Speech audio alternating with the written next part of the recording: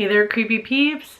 I have been wanting to read Coraline for the first time and give it a rewatch since I haven't watched it in a while for forever, and it just so happens to be this film's 15th anniversary coming up in February, so I feel like this is a perfect time to do this video. I'm sure y'all already know, but the story of Coraline follows a little girl named Coraline who feels a bit misunderstood and ignored by her parents and others around her apartment building. She discovers a secret hallway that leads her to another version of her apartment along with her other mother who wants her to stay forever. So I read, or rather listened to, the audiobook for Coraline because the version that was available at my library, Neil Gaiman read it and I loved that. I thought that was fun. But reading the book was so interesting because I feel like there was a distinctive theme missing from the book that the movie touched upon. In the book, the lessons that Coraline learns over the course of her journey, aside from like coming into herself as a person and learning how brave she really is, she also learns to appreciate her parents for who they are and everything that they do for her. She only realizes this after experiencing the endless attention that her other mother and other father give to her,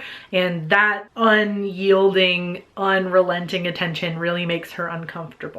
Like, she doesn't like the constant attention. I feel like that's shown in both the book and the film. However, in both the book and the movie, there is that scene where Coraline and her mother go shopping. And in the book specifically, Coraline wants these like animal-shaped rain boots and day glow colored gloves. Mother tells her no in that moment and Coraline gets angry. But by the end of the movie, we see that Coraline's parents have like secured their income in this new town that they've moved to. So her mother is able to buy her the gloves, and we see that scene in the movie. Kind of mutual acknowledgement that they have been a little neglectful of Coraline in the stress of moving, and I feel like it's an acknowledgement of Coraline's unique personality and a celebration of that. And I feel like in that way in the movie, Coraline meets her mother halfway by acknowledging that her parents do love her and they do notice how cool she is and unique she is, but they also have to provide for her, and that means sometimes they can't spend indiscriminately on cool gloves. In the book, however, there's no reconciliation of that scene. So I feel like the growing and the learning is all on Coraline's shoulders, which most of it is anyway because she's the protagonist of the story. Didn't quite get that mutual acknowledgement from her parents in the end. And of course, like after they get kidnapped by the beldam and then they're returned, they don't remember anything anyways in the book or the movie. So that takes away a layer of like understanding that only Coraline is left with. That additional scene at the end where Coraline's mother gets her those gloves that she wants just kind of elevated the movie a little bit in terms of the theme, just like slightly over the book. Plus there is the addition of Wybie as a character in the movie. In the book, there are no other children aside from the ghost children that Coraline saves. I appreciated that movie Coraline also learns to make a new friend in Wybie while also accepting her neighbor's eccentricities as she does in the book. There's just those little additions to the movie that I think just like took the original source material, which was already great, and elevated it to an even greater status. So not only did I have fun reading the book, but I feel like I have a newfound appreciation of the movie having read the book now. So to end out this video, I wanted to share some adult horror or horror adjacent read-alikes that I think kind of capture the same magic found in Coraline. Okay, so first and foremost, I chose Changeling, The Changeling by Victor LaValle as a read-alike because of the folklore aspect in this book. The other mother in Coraline is referred to as the beldam, which is all I could find on the internet. It's an archaic term for a witch. I didn't find anything else that the other mother could have possibly been based on. I think she's just kind of like a monstrous creature. The story, kind of like going through the looking glass as it were, kind of has like a fairy tale aspect to it in Coraline. Feels folklorish even though it's not based on anything specific. And The Changeling is obviously based on the Changeling mythology.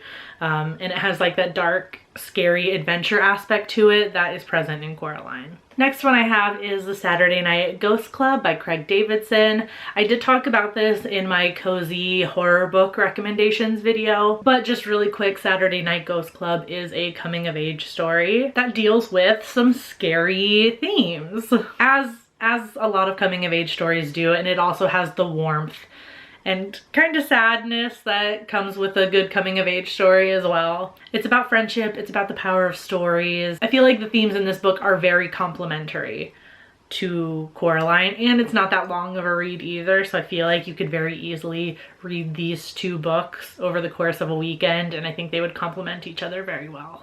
Next read-alike is My Best Friend's Exorcism by Grady Hendrix. So in Coraline, our hero has to find her own bravery within herself and overcome the beldam on her own, not only to save the ghost children that she's captured, but to save her own parents as well. And I thought My Best Friend's Exorcism is a really good horror read-alike for that, because similarly, Abby also has to kind of do everything on her own to save Gretchen without the help of any of the adults. And in fact, the adults in this story are hindering her more than they are helping her.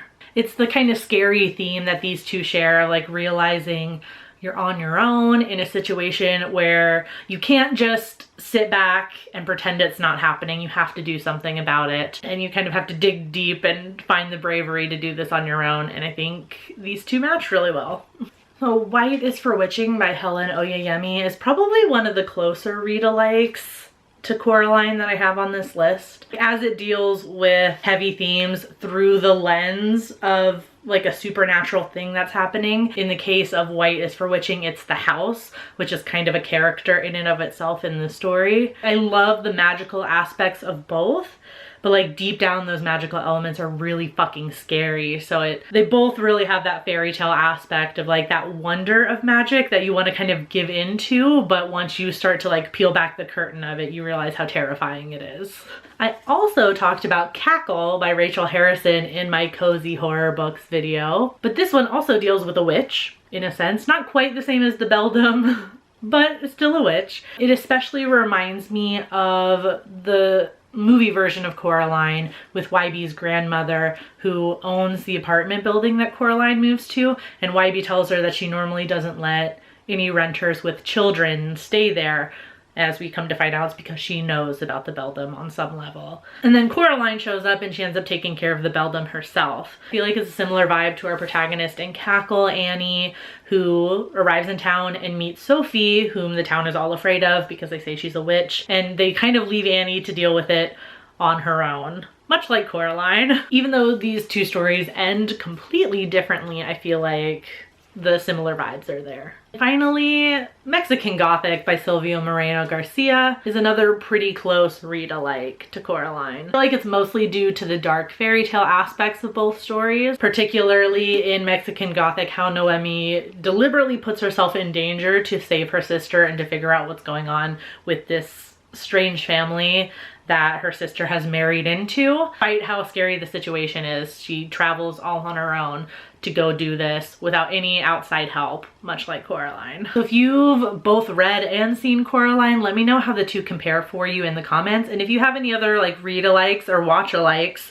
for Coraline, share them as well. I do hope you enjoyed this video. If you did, since I mentioned my Cozy Horror Books video a couple of times, you should definitely watch that one if you enjoyed this video. And I will see you soon with a new video. Until then, stay strange.